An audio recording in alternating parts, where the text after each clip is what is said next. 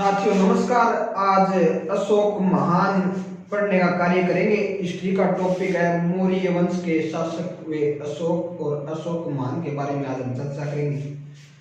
अशोक महान। अशोक का राज्यारोहण हुआ था 273। राज्याभिषेक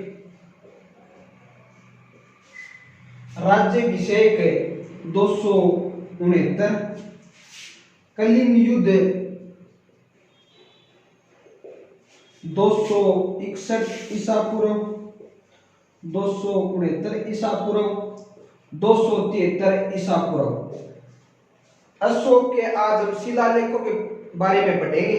अशोक का राज्यारोहण 273 में, 269 में राज्याभिषेक हुआ और कलिंग युद्ध 200। और आपको बता देता हूँ, अशोक साम्राज्य में कलिंग को नया मिलाने का कार्य अशोक ने किया था। नए साम्राज्य में 5वां राज्य था कलिंग और कलिंग की राजधानी थी तोसली।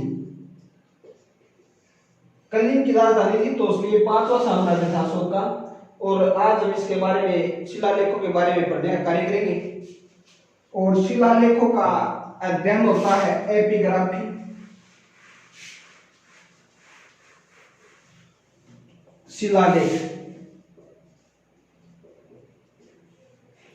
शिलालेखों का अध्ययन होता है एपिग्राफी।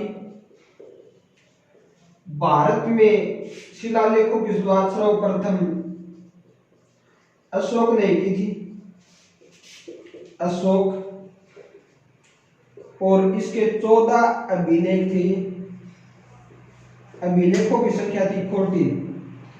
अभिलेखों का अध्ययन कहलाता है एपिग्राफी। भारत में सर्वप्रथम अभिलेखों को जारी किया था अशोक महान ने और इसके 14 अभिलेख थे। इसके बाद हम 1 to 1 पढ़ने का कार्य करेंगे। अशोक के अभिलेख, अशोक के 14 अभिलेखों को पढ़ने का कार्य करें हम। सबसे पहला अभिलेख था पशु बलि की निंदा। पशु बलि की निंदा और मनोरंजक समारोह पर रोक। दूसरे अभिलेख में उल्लेख था समाज कल्याण। सामाजिक कल्याण का उल्लेख अशोक ने दूसरे अभिलेख में उल्लेख किया था। तीसरे अभिलेख में इन्होंने पारदेशिक, इसके प्रदेश में जो अधिकारी थे, पारदेशिक अधिकारियों के कार्यों का उल्लेख। इसके बाद पोत आता है सबसे बड़ी घटना जो अशोक के साथ हुई थी। इन्होंने बेरी घोष को छोड़कर धम्म घोष अपनाया। बेरी घोष को छोड़कर था युद्धों को छोड़कर इसने धर्म अपना लिया और ये बौद्ध धर्म के अनुयायी थे।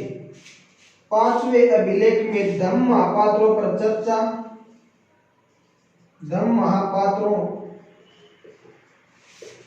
पर चर्चा एवं लोक कल्याण नीति जारी। फर्स्ट, पशु बलि की निंदा। पहले से पशु बलि, दूसरे में समाज का कल्याण। अगर पशुओं की बलि एक निंदनीय काम भी है, वैसे इससे समाज में कल्याण हो जाएगा। तीसरे में बात करें पारदेशिक अधिकारियों का उल्लेख। फोर्थ में बेरी घोष को छोड़कर धम्म घोष अपना लिया। और फिफ्थ में बात करेंगे धम्म महापात्रों पर चर्चा एवं लोक कल्याण नीति जारी करना। इसके बाद हम छठा अभिलेख प्रजामंडल के सुख की चर्चा।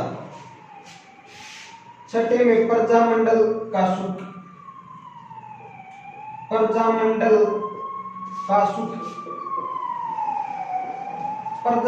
सुख 7वां अभिलेख, सबसे लंबा अभिलेख था ये। 7वां अभिलेख यह सबसे लंबा एवं सांप्रदायिक सहिष्णुता बनाए रखना। सांप्रदायिक सहिष्णुता।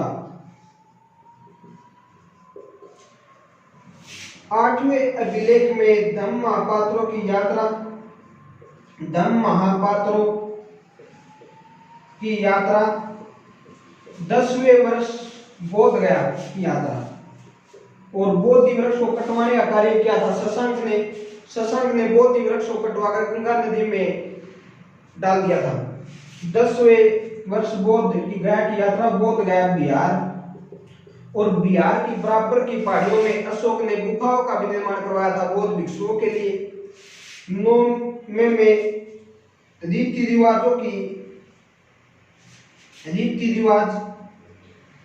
रिवाजों की आलोचना, जो समाज में साम्राज्य में कुप्रथाएं थी उनकी आलोचना। 10वें में धर्म की दिशा में आगे बढ़ना और नियमों का पालन करना, आगे बढ़ना एवं नियमों का पालन करना, नियमों का पालन। 11वें में धर्म का उल्लेख, धर्म होता क्या, इससे में क्या सूझबूझ होती है, धर्म का उल्लेख। 12वें अभिलेख में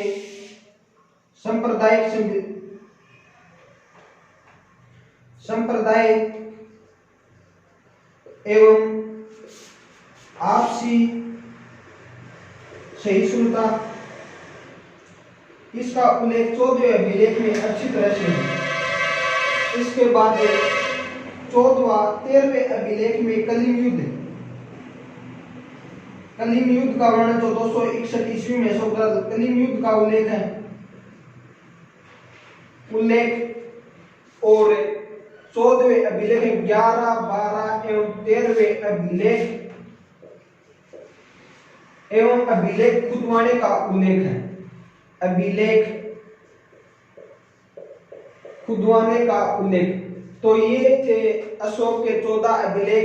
फर्स्ट में पशु बलि, दूसरे में समाज कल्याण, तीसरे में पारदेशिक अधिकारियों का उल्लेख, 4th में बेदी घोष को छोड़कर धम्म घोष बनाना, 5वें लोक कल्याण नीति, 6 में प्रजा सुख, 7वां सबसे लंबा अभिलेख, 8वां धम्म महापात्रों की यात्रा का वर्णन, 9 में रीति रिवाजों की आलोचना, 10 में धर्म के नियमों का पालन करना, 11वें में धर्म का उल्लेख और 14वें में अभिलेखों के खुदवाने की प्रक्रिया।